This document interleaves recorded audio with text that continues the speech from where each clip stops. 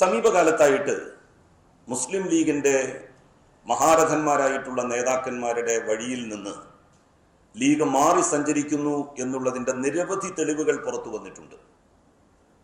അതിൽ വളരെ പ്രധാനപ്പെട്ട ഒന്നാണ് മയക്കുമരുന്ന് കേസുമായി ബന്ധപ്പെട്ട് നമ്മളുടെ സംസ്ഥാനത്തിന്റെ വിവിധ ഭാഗങ്ങളിൽ പിടിക്കപ്പെടുന്ന ലീഗിന്റെ പ്രാദേശിക നേതാക്കൾ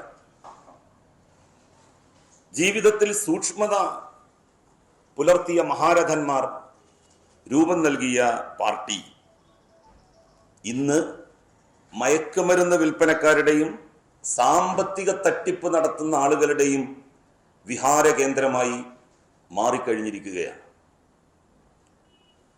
യൂത്ത് ലീഗിന്റെ സംസ്ഥാന ജനറൽ സെക്രട്ടറി പി കെ ഫിറോസിന്റെ സഹോദരൻ പി കെ ബുജായർ മയക്കുമരുന്ന് കേസുമായി ബന്ധപ്പെട്ട് പിടിക്കപ്പെടുകയുണ്ടായി. അതിന് അദ്ദേഹം പറഞ്ഞത്, എൻ്റെ സഹോദരൻ അയാളൊരു വ്യക്തിയാണ്, ഞാനൊരു വ്യക്തിയാണ്. അതിൻ്റെ അർത്ഥശൂന്യത ബോധ്യപ്പെടുത്താൻ വേണ്ടിയിട്ടാണ് അദ്ദേഹം തന്നെ നേരത്തെ ഒരു പ്രസ്താവന നടത്തിയത് നിങ്ങളുടെ മുന്നിൽ ഞാൻ കേൾപ്പിച്ചത്. സത്യത്തിൽ എന്തായിരുന്നു സംഭവിച്ചത്?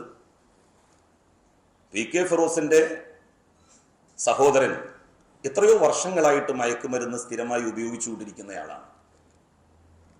അത് ഇന്നലത്തെ പരിശോധനയിൽ ബോധ്യപ്പെടുകയുണ്ടായി, പോലീസിന് തന്നെ വ്യക്തമാവുകയുണ്ടായി. എത്രയോ കാലങ്ങളായിട്ട് അദ്ദേഹം ഒരു പ്രത്യേകമായിട്ടുള്ള രാസലഹരി ഉപയോഗിക്കുന്നയാളാണ്. എൻ്റെ പാർട്ടിക്കാരനല്ല എങ്കിൽ എന്തുകൊണ്ട് നൂറുകണക്കിന് ആയിരക്കണക്കിന് ചെറുപ്പക്കാരെ വഴിതെറ്റിപ്പിച്ച തൻ്റെ സഹോദരനെ നിയന്ത്രിക്കാൻ അദ്ദേഹം മുൻകൈയെടുത്തില്ല? സത്യത്തിൽ പോലീസിന് വിവരം കൊടുക്കേണ്ടിയിരുന്നത് ആരായിരുന്നു? ഫിറോസ് അല്ലേ? തൻ്റെ സഹോദരൻ മയക്കുമരുന്ന് കാരിയറാണ്, അദ്ദേഹം മയക്കുമരുന്നിന് അഡിക്റ്റഡ് ആണ്. നാട്ടിൽ പോയി ചോദിച്ചാൽ അറിയാം അദ്ദേഹത്തെക്കുറിച്ച്. എത്രയോ ചെറുപ്പക്കാരെ പി കെ ഫിറോസിന്റെ സഹോദരൻ മയക്കുമരുന്നിന്റെ ലോകത്തിലേക്ക് കൊണ്ടുവന്നിട്ടുണ്ട്.